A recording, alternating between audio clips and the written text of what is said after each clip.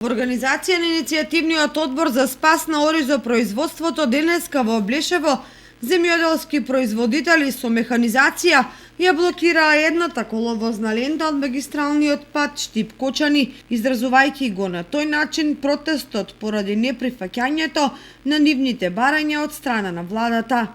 Пред присутните и медиумите, представници на иницијативниот одбор уште еднаш ги истакнаа основните барања од купната цена на арпата да не биде помала од 40 денари, а на оризот од 80 денари за килограм. Овој протест е продолжение на оние протести што ги имате гледано од порано. Бидејќи до сега немаме добиено ништо, а губиме многу како оризопроизводители и затоа имаме денеска нова ситуација во оризопроизводството со многу повисоки цени, а оризовата арпа останува на иста цена, дури паѓа. Така да денеска овој штрајк што ќе го организираме, мислам дека ќе потрае малку подолго, додека не дојдат со барања да видиме што може да помогнат на овие земјоделци што се тука. Барањата наши се моментални денеска, бидејќи денешната цена е земена како репер на препаратите и на ѓубривата. Цената на оризовата арпа бараме да биде 40 денара на најниската цена. Ковид мерката што беа преземале за плаќање на по килограм арпа, опфатено само дел од оризопроизводителите, бараме да бидат опфатени сите оризопроизводители кои произведуваат оризова арпа. Мерката да биде продолжена и да трае до 1 септември 2022 година по 3 денара секој земјоделец да може да добие помошта од 3 денари по ковид мерката збореме. Субвенцијата да биде исплатена до февруар, да бидат исплатени. Зелената нафта да биде зголемена, бидејќи ова сега нафта што дават зелената нафта, ние не можеме да излеземе од двориште со неа, а камо ли да име да работиме.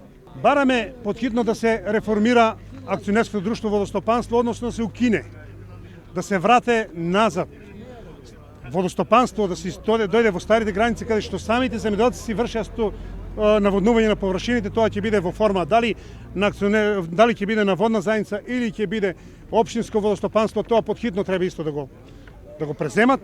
Тие побараа на протестот во Блешево да дојде министерот за земјоделство, шумарство и водостопанство Љупчо Николевски или премиерот Димитар Ковачевски, за да им ги кажат своите маки и проблеми и да понудат конкретни и итни решенија. Доколку тоа не се случи, протестот ќе продолжи на неодредено време, а земјоделците ќе излезат уште помасовно и ќе ја блокираат и втората сообраќајна лента, што ќе значи целосна блокада на патот.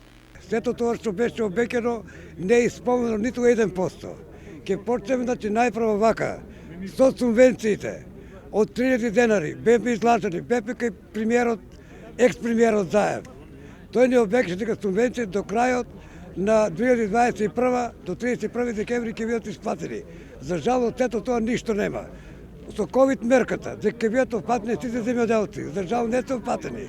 15% само имат земено, другото никој ни денар нема земено. Со покачувањето на сите репроматеријали, на оризот, на житариците, не едно на друго, ние нити житарици ќе сееме, полијата ќе останат пусти. Оризот нема да се сее без 40 денари оправдана економска цена. Не да преживуваме, не да живееме. Дури со 40 денари цена не може да обстоеме. Во колку не дојат за 2 сата, ние ќе блокираме и другата коловозна лента. Нека бидат сигурни у тоа.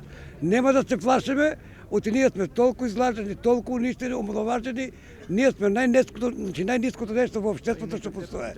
Нас те не сметат за луѓе од никаков ред, ни прв, ни втор, ни трет, ние не постоиме за нив.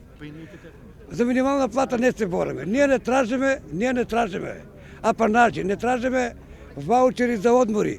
Ние бараме тоа што работиме да не биде платено. Земјоделците истакнаа уште редица други барања за кои треба да се разговара и бара решение, се со цел младите да останат во селата и да продолжат да ја обработуваат земјата.